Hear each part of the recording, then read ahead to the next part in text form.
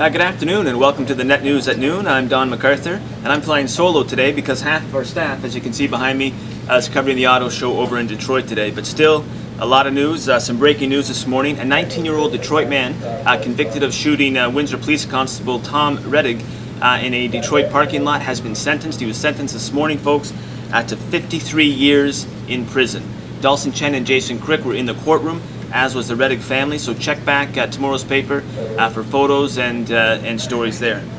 Closer to home, Windsor police are investigating whether a dust-up on the ice at the WFCU Center during recreational league action last night crossed the line and is worth more than a game misconduct and 5 minutes in the box. Witnesses told police who were called out to the scene that a 43-year-old man and a 40-year-old man were involved in a fight and that one of them banged the other's head repeatedly off the ice. So police are investigating whether charges are going to be laid in that incident. And still on the police beat, a bit of an odd one here. The allegedly impaired driver who struck that police cruiser on Sunday was apparently asked by police if he was under the influence of anything other than alcohol, and his response, folks, and this is a direct quote, "Yeah, I had some weed and did some cocaine earlier."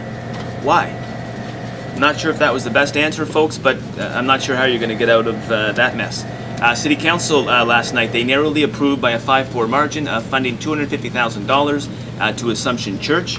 It was very narrow. It was 5-4. Postma missed the vote. Halberstadt, Gignac, Brister, and Hatfield opposed giving out the grant to the historic church, and in favor were Mara, Valentinas, Luenza, Jones, and Dilkins. On the lighter side, who doesn't like a game of Monopoly, folks? Okay, the city is gearing up. It's an internet contest. There's 22 cities are vying to be on a new Monopoly board, Canadian edition, and you can vote early and often. And the mayor, Eddie Francis, is encouraging you to do so. And you can do it by going to www.monopolyvote.ca. Just Google it as well, and vote for Windsor. Fog won an internet contest for best bar across the country. Kingsville came oh so close in that whole hockey night in Canada contest, folks, so there's no reason Windsor can't win. Ted Shaw wrote about it today. We're not going to be Baltic and Mediterranean, but maybe we can be Illinois, Kentucky, something like that. So make sure you vote in that, folks. And like I said, the auto show, we are all over this thing. We're going to be rolling out videos all week long on the website. We're going to have special sections in the paper. We were over there yesterday, and we're back there today. We got a lot of stuff in the paper today. Dave Hall and Chris Vanderdolen wrote about how the auto show is a lot more lighter and brighter this year with a lot of recharged energy. It was pretty dismal apparently last year. Grace Macalusos wrote a very compelling piece. She talked to the Chrysler Fiat head, Sergio Marchioni. And of course, Craig Pearson, who's over there again today, wrote about Ford's big investment in Michigan. That's going to have some ripples in Windsor's supply chain, so that's some positive news for us. Like I said, keep checking back on the web and in the paper all week long. We're going to be covering it. Okay, we're going to go to this new feature we told you about last week, okay? It's our photo of the day. See, the news never stops here. The phones just keep ringing, okay? But this is a new feature, photo of the day. And this was sent in to us. It's a picture of a backyard rink. And that guy there driving that homemade Zamboni is Joe Chauvin.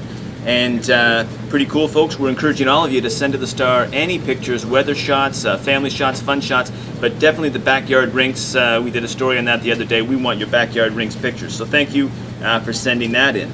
And still with hockey, because we love the hockey, how can you not? The NHL Central Scouting Bureau released its midterm rankings yesterday, and Taylor Hall is back on top. He's knocked down Tyler Seguin from the Plymouth Whalers. He's number 2. And number 3, and also the top-ranked defenseman still a spit, is Cam Fowler.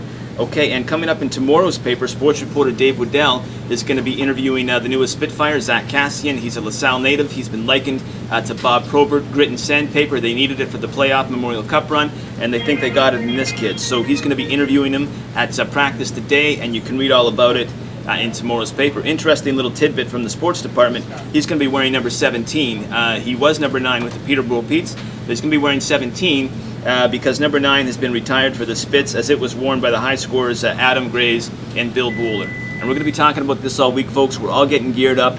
Big game Thursday night against the Barrie Colts. best in the West versus the best in the East. Versus the best in the East. And it's going to be a titanic tilt, and we're going to be live blogging it as we do every game. So check it out. The Colts had their winning streak snapped on New Year's Eve by Owen Sound at 22 games, just 3 games shy of the OHL record. So these kids can play. They've made some trades because they want to do what the Spits did last year and win the Cup. So make sure it's at home at the WFCU Center Thursday night. We're going to live blog it. That's it for the Net News at noon, online and on your doorstep. We're the Windsor Star.